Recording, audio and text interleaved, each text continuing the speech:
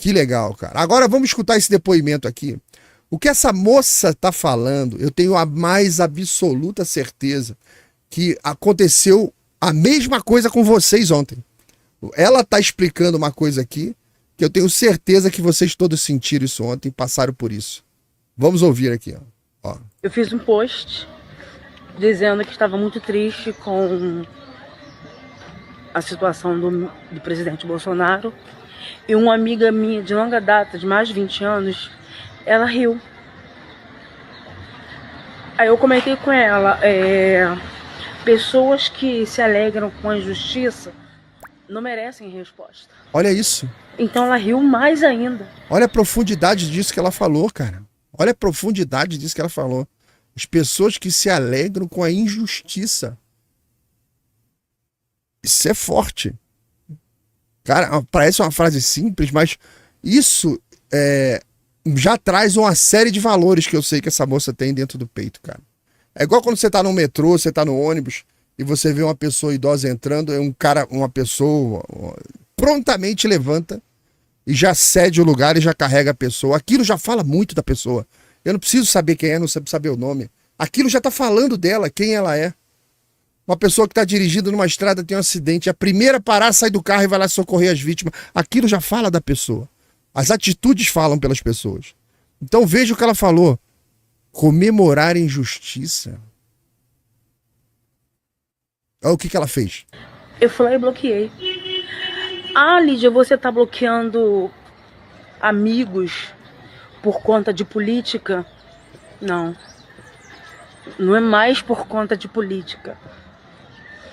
É não querer ter do meu lado gente ruim. Olha isso. Gente má. Corretíssimo. Gente que comemora a morte do jovem Kirk dos Estados Unidos. Isso. Que diz um direitista de merda a menos, um pai de família. Isso. Essas pessoas não somam pra mim. Essas pessoas são nocivas. Exato. Eu não quero do meu lado. Exato, tá corretíssima. É extremismo? Pode ser. Mas diga com quem tu andas. Exato. Eu te direi quem tu és. Eu fiz um post. Putz, que parabéns, cara. Dizendo que estava muito triste. Deixa eu deixar o rostinho dela aqui, ó. Tá de parabéns. Puta que pariu. Parabéns, cara. Parabéns. Por isso eu falo, eu amo o meu povo, cara. Quantidade de gente boa que tem aqui. Vale a pena lutar pelo meu país. Vale a pena lutar. Na verdade, cara, você tá lutando é pelo seu povo. Eu não tô lutando pelo coqueiro. Eu não tô lutando pela capivara. Eu não tô lutando pelo solo. Nada porra nenhuma disso. Isso não é pátria, cara. Pátria é povo. É a grande dúvida que eu tenho. Eu fiz juramento no exército 2 vezes. Período de formação, depois de formado e tal. Defender a pátria. Mas contra o inimigo interno e o inimigo externo. Aí eu fico com 2 dúvidas. O que é pátria e o que é inimigo interno?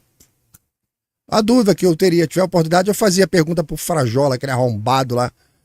O que é pátria? É coqueiro? Porra! Eu tô aqui pra defender coqueiro, porra. Pátria é povo. Eu amo meu povo. A gente tá lutando, cada um de nós, estamos lutando pelo nosso povo. Lembra? Aquela história bíblica. Cristão no deserto. 40 anos. Para encontrar a terra prometida. Onde seria a terra prometida? Aonde eles estivessem. Porque é o povo que faz a terra. Se você tirar aqui, ó, se você tirar o brasileiro daqui, pegar o povo israelense e botar no Brasil, vai começar a surgir kibbutz aqui.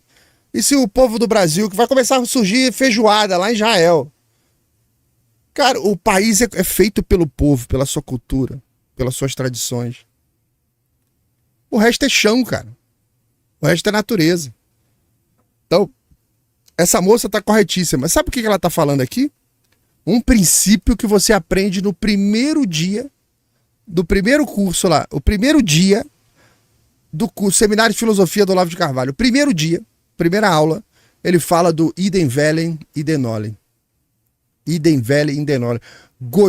Ele fala o seguinte: o princípio da amizade é você gostar das mesmas coisas e rejeitar as mesmas coisas. O que essa moça está falando aqui nesse vídeo é que ela percebeu que ela tem uma amiga no círculo dela de amizades lá, que elas não gostam das mesmas coisas e não rejeitam as mesmas coisas.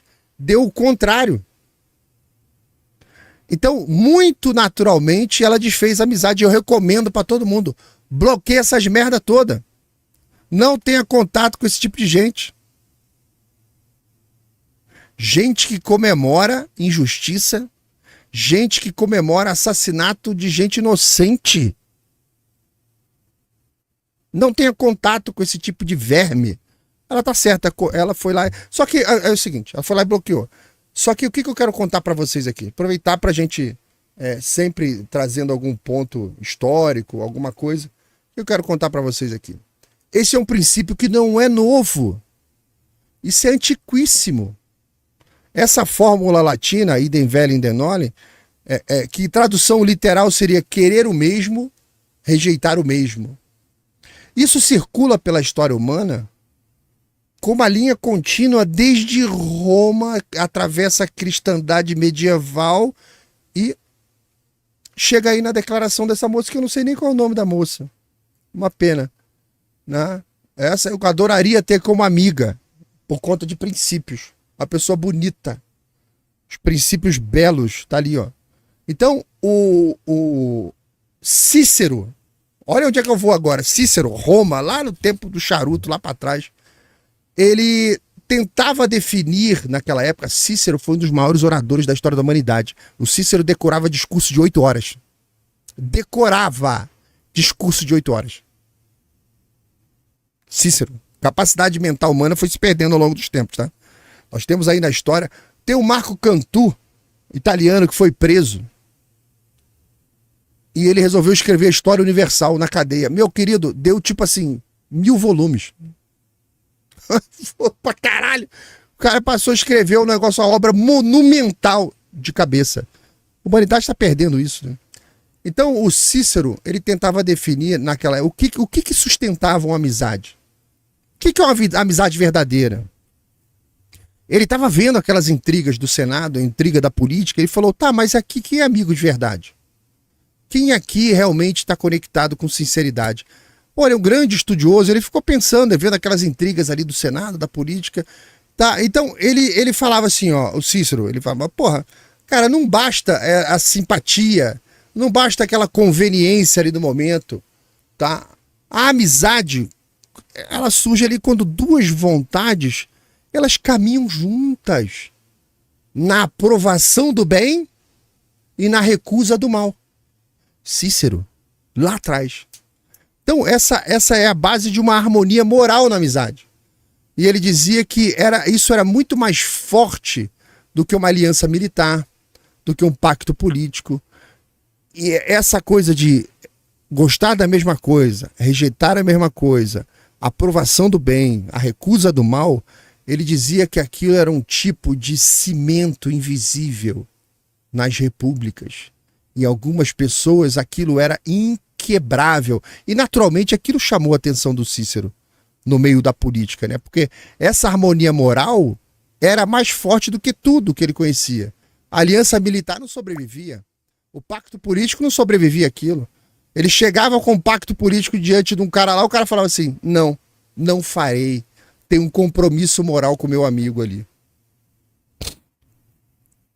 Séculos depois, já em pleno coração intelectual do século XIII, São Tomás de Aquino, um gigante, ele retomou esses estudos, e isso é muito natural no ser humano, né? Ele retomou a fórmula com muita naturalidade de quem enxergou ali, quem enxergou nela, algo muito mais profundo do que apenas aquela definição social que foi feita pelo Cícero.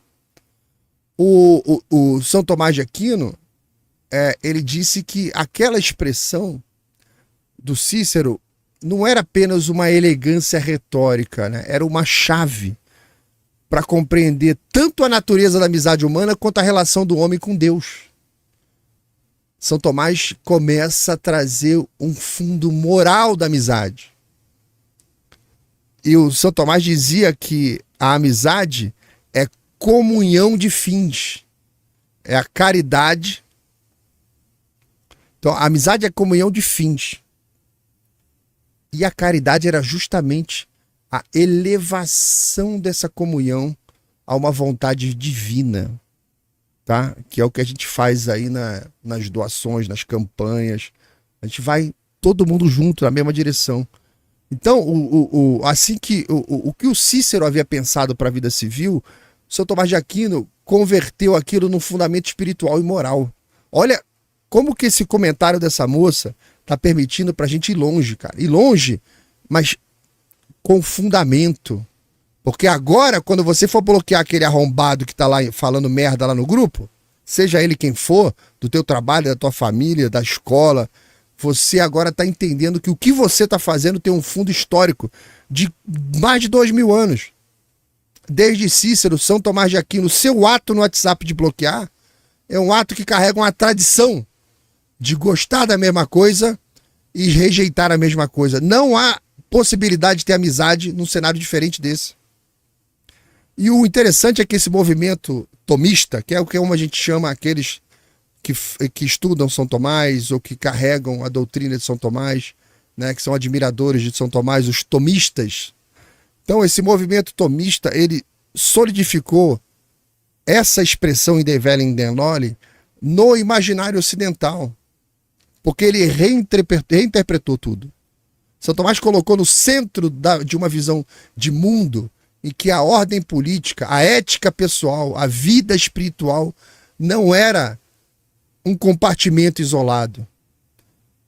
Uma sociedade justa exige cidadão que compartilhe, exigem os cidadãos que compartilhassem não apenas as leis, mas a sociedade justa não é só que tem lei, mas é a sociedade que tem critério comum sobre o que deve ser amado e o que deve ser combatido. Ele traz para o centro da sociedade o Idem Velem Idem Noli. O que essa moça está falando é civilizacional. Este bloqueio, essa separação é civilizacional, cara.